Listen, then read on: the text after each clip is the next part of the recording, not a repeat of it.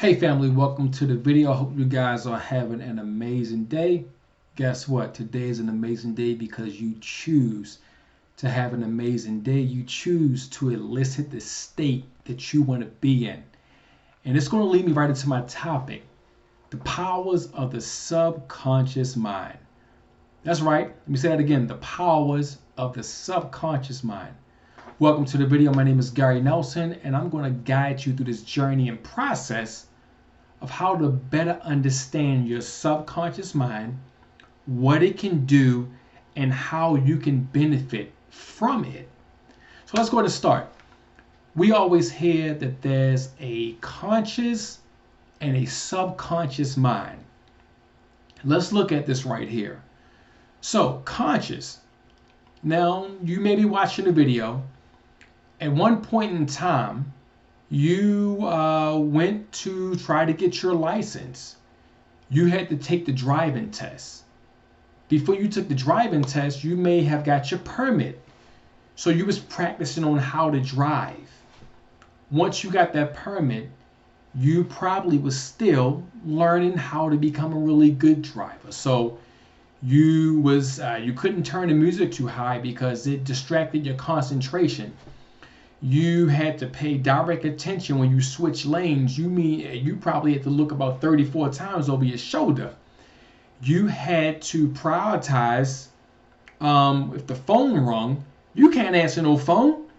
You might have an accident.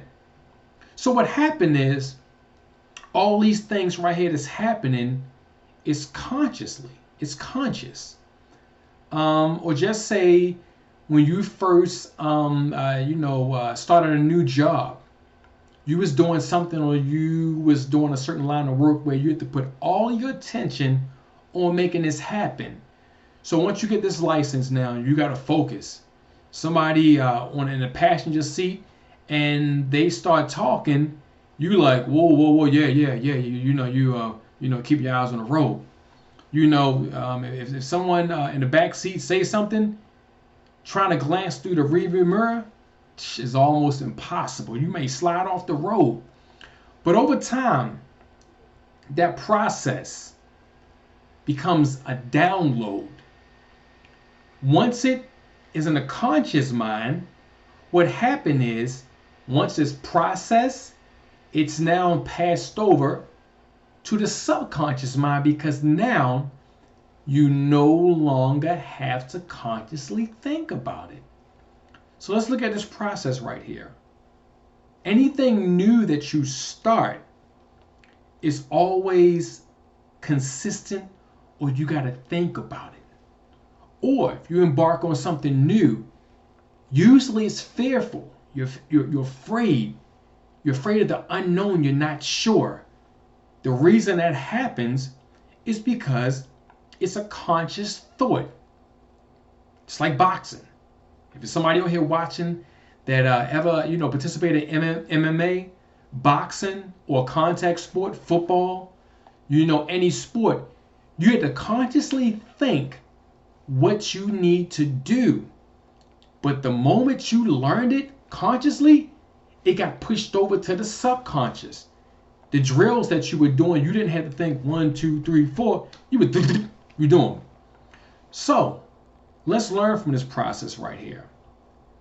In order to utilize the subconscious mind, you got to first put it through the conscious mind. Now, what I want to say, sometime the subconscious mind, I'm not going to say sometime, let me reiterate and make that a little broader terminology. The subconscious mind pulls everything from the outside environment in. So it's taking in data even when you're not consciously thinking about it. Have you ever seen a video of someone that can put a Rubik's Cube in the correct colors in maybe under 15 seconds? They consciously done it over and over and over and over. But when they first started, it took them way more than 13 seconds. It probably took them about 45 minutes, maybe an hour. But what happened is, once the download was completed, they realized this got to go left, this have to go right, It's got to go left. This got to go right. Once the download was completed in the conscious mind, it pushed it over.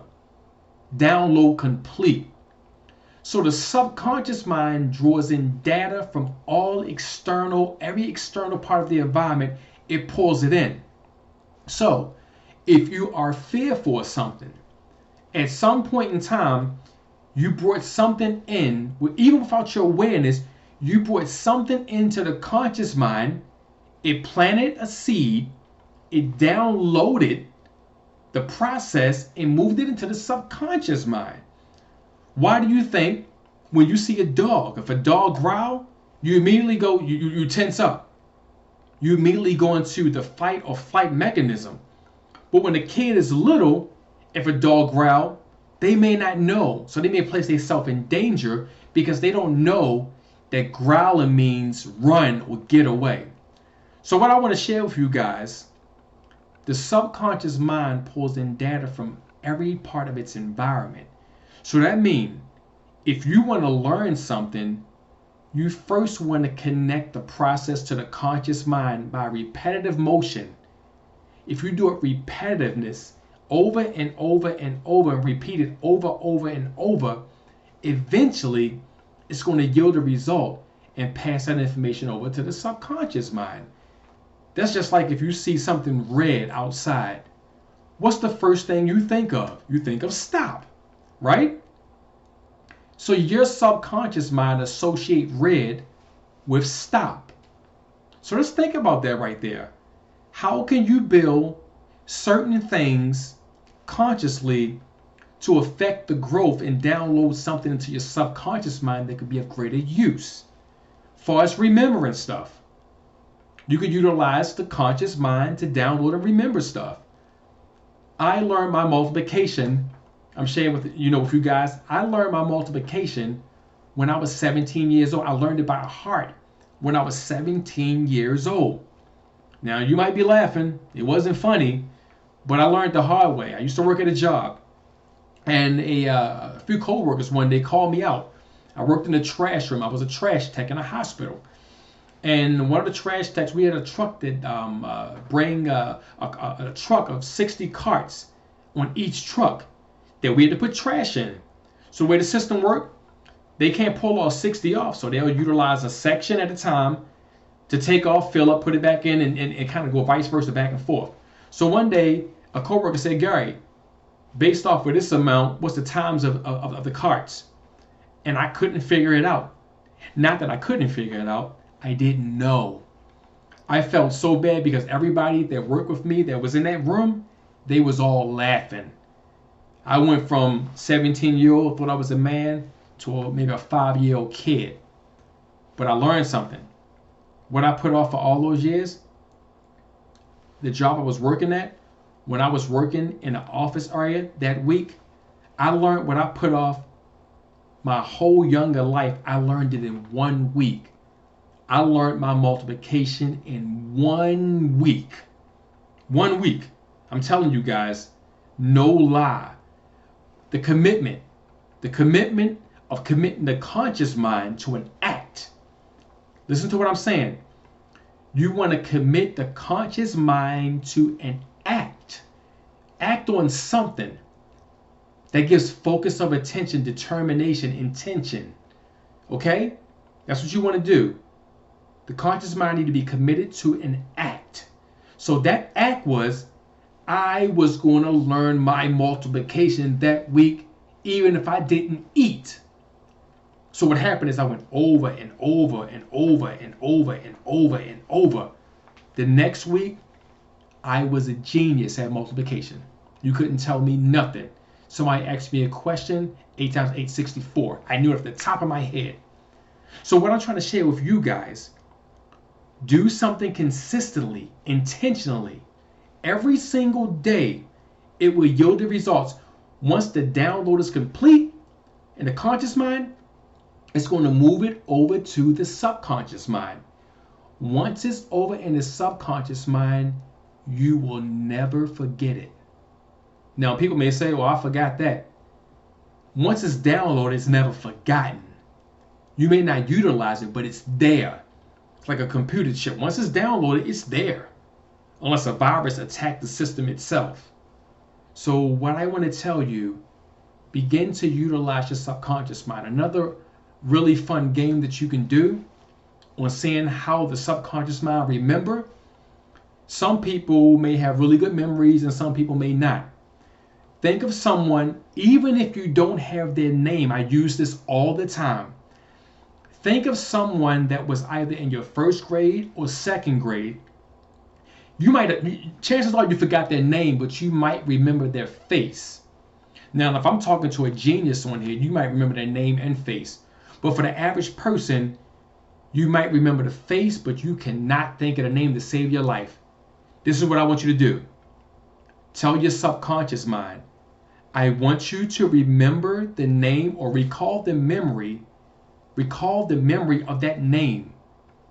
Once the memory is found, I want you to give it to my subconscious mind. Let me say this again real quick, guys. Think about the person that was in your first or second grade. And if chances are you might be, all depending on the person watching this video, you could be a number of ages. So think of something or person that you can't remember their name, but they told you their name at some point in time. And this can go for places, remembering ideas. This could be utilized in any way possible. But think of the person, say it, subconscious mind. I want you to recall the name of the person I'm thinking of, or place I'm thinking of, or situation I'm thinking of. Once that information is found, give it to my conscious mind. That's how you utilize the subconscious mind to be able to have, it would seem like God-like powers, or it would seem like you have some special powers, you're superhuman. But trust me, once you get used to utilizing that over and over and over again, you're going to realize you got a special tool at your fingertips. Hope this video right here served you guys well. Hope you learned something from it. Drop me a comment in a post, in the comment section below. Let me know how this technique right here helped you in your everyday life. Talk to you guys later.